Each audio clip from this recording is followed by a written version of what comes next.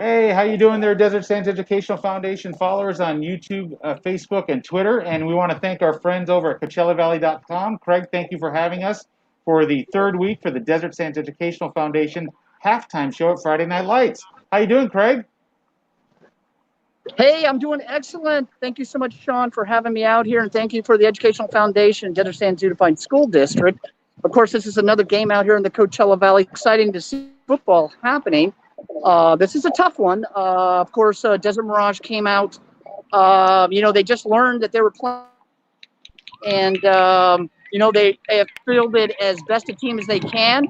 Not very many upperclassmen actually playing frosh and soft, playing varsity ball here in Indio. So interesting game, 35-0 at halftime. But you know what, Sean? I'm just so excited to be out here. The energy is amazing. Each player was able to bring in 4 different people tonight, which is twice as many as before. And if you could see behind me just a little bit here, the fans in the stadium is pretty well filled up. Of course, they're following all kinds of rules, and there are stickers here, but it's much more full than it was prior games. And so it's just so beautiful to be out here. Wonderful evening, and having Coachella Valley join you. Yeah. Hey, thank you for allowing us to put this on your platform. I know that we have a lot of families that want to know what's going on with the game since we can only have 4 people here. But with us also is we have Kevin Pillow, who's the voice of the Rajas. Kevin, why don't you give us a little synopsis of what's going on with the game? Well, I got to say thanks, Coach. Thanks, Sean. Thanks, Craig, for having me on for the second week in a row. Craig bring up a great point. A lot better crowd than last week. I know the district was a little bit more lenient with more fans being allowed to stand. So that makes a big difference, especially since it was senior night for the Rajas.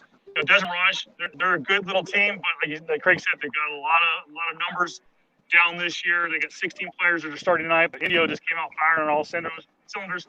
They wanted to avenge the loss from last week against Cathedral City, so they're looking good tonight, and they're looking to make more of it here in the second half. Yeah, I'll tell you that the game has been very exciting. It's nice to see Indio doing so well and so forth. I know they had a little bit of a rougher season last season, but Kevin, I'm gonna do a little history and share with you guys. I was actually at Desert Mirage as their first football coach, and I remember kind of going through a game like this in my first game as a Desert Mirage coach, and we lost to Indio 49-0. So I kind of know how that feels, but I'm excited that the Rogers are doing well here. Sean, you bring up a great point. You grew, maybe didn't grow up in the Coachella Valley, but you kind of worked your way up to the position you're at by starting as a varsity head coach or varsity head coach at Desert Mirage, and you understand the community that's involved in a game like this. The East Valley, when you have Shadow Hills, Indio, Desert Mirage, Coachella, it's all about community, and it's so cool seeing some of the players, some of the coaches who haven't seen each other in 12 months, just kind of joining together and joining together as comrades and friends who grew up playing pee-wee football and whatnot. So it was really cool to see the community together in this match. Yeah. Now, Kevin, you also highlighted that it was senior night earlier. Can you tell us a little bit about that and the seniors that you talked about earlier? I knew you were going to put me on the spot, Sean. I don't have the roster in front of me, but, in the 2 weeks that I've been the voice of the Rajas, it's been a lot of fun, kind of being brought into this family. Thank you to Mr. Ron Shipley and Mr. Derek Lawson for allowing me to become a Raja. But, I get to know these kids just in the last 2 weeks, and good group of kids. They know that they're handing off this team to a great group of underclassmen, but a lot of kids with bright futures. I read some of the script. They want to be entrepreneurs. They want to be pilots. They want to go. All of them wanted to go back to school. They want to go to whether it be a COD or to a 4-year university. They have aspirations of being at the next level. Maybe not athletically, but academically. So I commend them on that. I think that's a credit not only to Ron Shipley, the athletic director, and Scott Gilbert, the head coach, but also Mr. Lawson, the principal, instilling that there is life after high school. There's life after football, and I gotta love these kids' entrepreneurial spirit. It is fantastic to see what these guys are doing and so forth. Craig, go right ahead. Go ahead, Craig. Yeah. Hey, Kevin, I was just going to ask you. One of the things about when you have games like this, first of all, I also did a little bit of coaching over the years, about 15 years, and had my share of, I would say, unbalanced games where we were just mixed matched or just not as athletic. But tell me what your takeaway is when that happens. Like, actually, I'm just curious. how one goes about in really encouraging Desert Mirage after this type of game. You know, one of the things that I like about Jeff Tebelek, who's an assistant coach, he's actually in the booth next to me when I'm up there announcing. He always he'd go over during the offensive line drills during Hell Week and would grab the fastest guy with the number 70 or 80 on his jersey and would make him a tailback.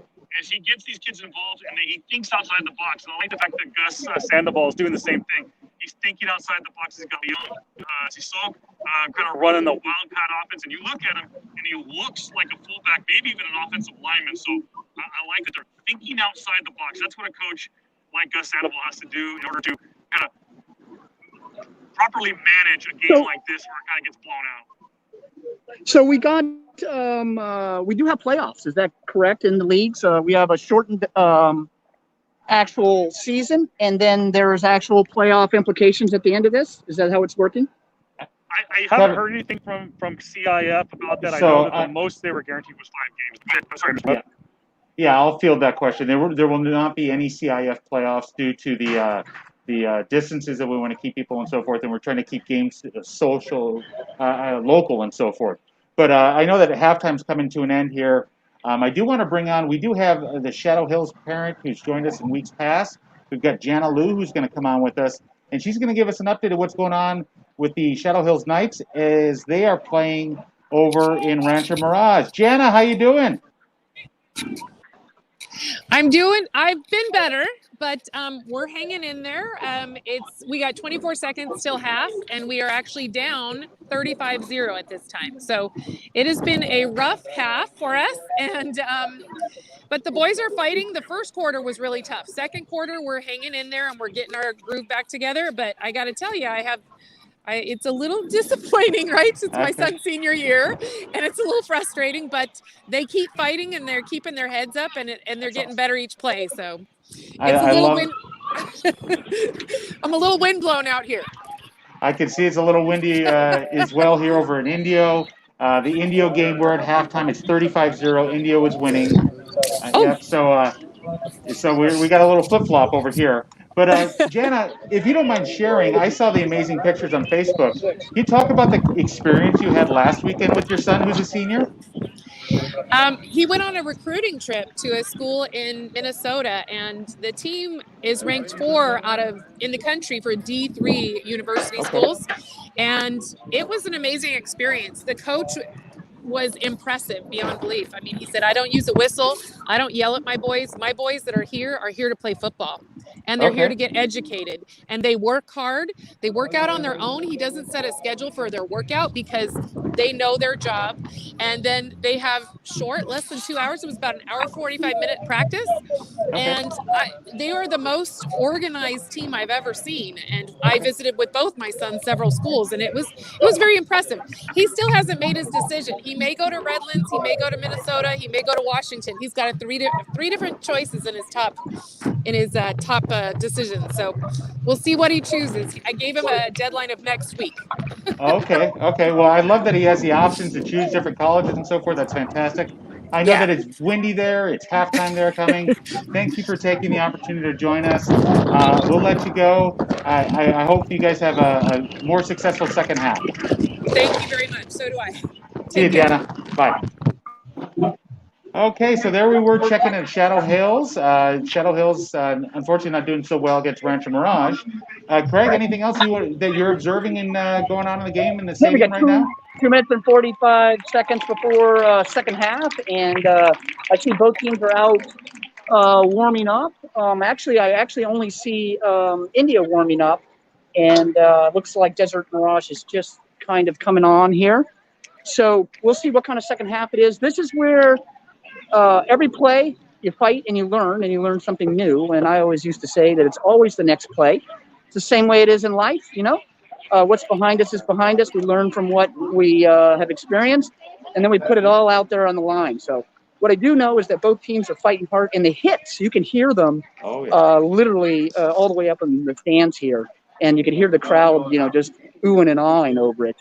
Part of that is because the stadium is a little bit quieter, so you can actually hear that physical contact. So I'm just very excited to be out here. It's really amazing what's happening in 2021.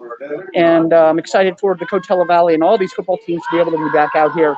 And I thank you, Desert Sands Educational Foundation, and Jeff for having us out here and being able to cover these things and share with the Coachella Valley these wonderful football games. I love it as well. Unfortunately, our feed from the Palm Desert game hasn't come in yet. Kevin, do you know of any updates on the Palm Desert Xavier game by chance? The last I had saw that it was, I believe, 14-0. That was the last time I saw. Thanks for the Sun. So yeah, that was the last time I saw. 14-0 Palm Desert was the last update I got. Okay. Well, you know what? Unfortunately, not going to be able to make it. I know that Kevin, that you've got to get up in the press box to start up the second half here. But this has been a great opportunity. I want to say thank you for joining us, Kevin. It's always a pleasure to be on camera with you and on this platform with you. Thank you very much.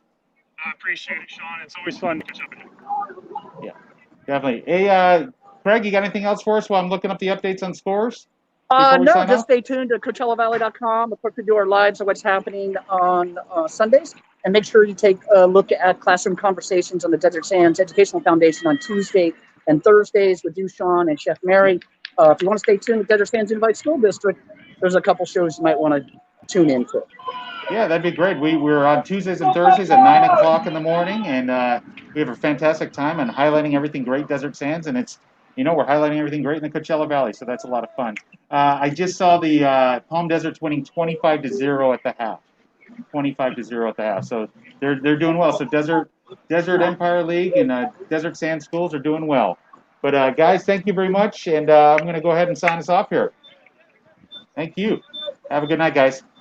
All right. See ya. Bye, Sean. Bye, Jeff.